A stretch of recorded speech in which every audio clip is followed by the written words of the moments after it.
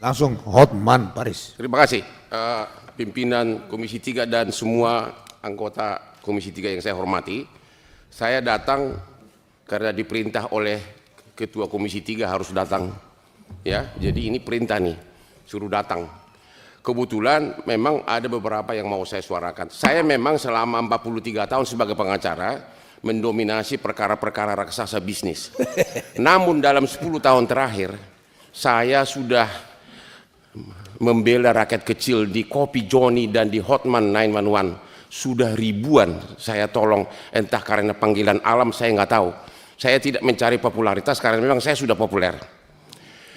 Yang pertama adalah waktu saya melihat Jokowi di BAP di Polda, pengacaranya duduk di belakangnya. Itu sangat menyedihkan. Pengacara duduk di belakang punggung daripada yang diperiksa. Terima kasih kepada Komisi 3 yang telah memberikan hak kepada tersangka ataupun terlapor ataupun saksi untuk didampingi oleh pengacara selama proses pemeriksaan baik penyelidikan maupun penyidikan. Mudah-mudahan itu tidak berubah. Nggak berubah kan Pak? Kalau perintah Pak Hotman nggak berubah, nggak kita rubah. Ya kalau bisa diperinci lebih lanjut karena memang itu sangat menyedihkan. Selama ini kita antar klien ke KPK, kita disuruh diduduk kayak patung di bawah. Pak Jokowi diperiksa, pengacaranya duduk di belakang. Itu sangat tidak ada harga diri pengacara. Yang kedua, Indonesia ini menurut Bank Dunia 194 juta penduduk miskin dari 280 juta. Berarti 194 juta tidak mampu menyewa pengacara.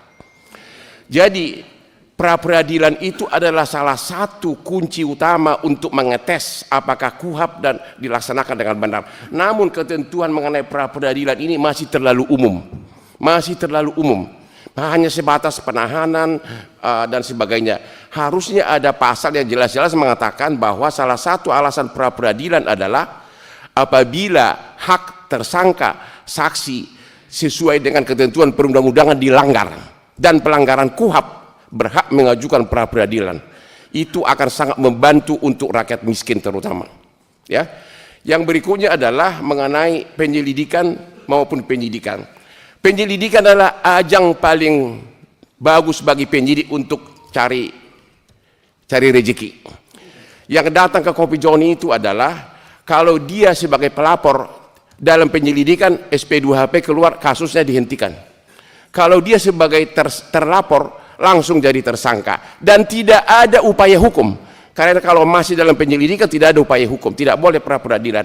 Pertanyaannya apakah penyelidikan masih perlu? Kenapa nggak langsung ke penyidikan? Oke.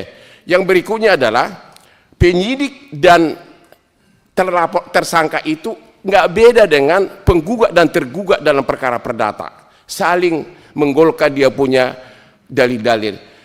Makanya sebaiknya dalam semua gelar perkara, dalam rekonstruksi, dalam otopsi, semuanya pengacara dikasih hak untuk ikut dengan bantuan profesional. Itu akan lebih fair, terutama waktu gelar perkara. Itu sangat perlu. Tapi yang paling saya fokus tadi itu adalah pra peradilan itu ini terlalu umum.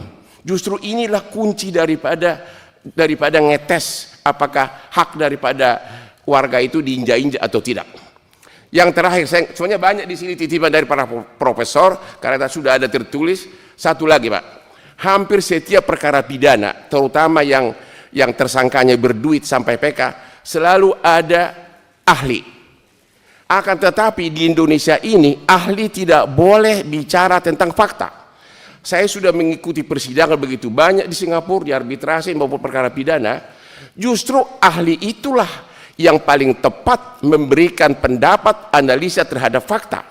Dia yang tahu menerapkan teorinya terhadap fakta. Soal nanti apakah pendapatnya diakui oleh hakim itu kan haknya hakim. Jadi sekali lagi agar ditambahkan pasal bahwa ahli berhak memberikan komentar. Ini saya sudah alami langsung 10 tahun lalu di Singapura. Sekarang ini setiap orang PK mendatangkan ahli, tapi dia hanya kayak buat syair aja. Ngomong no, habis itu selesai. Tidak pernah diterapkan teori-teorinya itu terhadap fakta kejadian. Itu akan lebih seru dan akan lebih mendalam mengenai kasusnya. Saya kira hanya itu aja. Tolong saya hanya fokuskan pra peradilannya itu terlalu umum. Rakyat haknya terinjak-injak Justru itulah kesempatan untuk menghentikan kasus.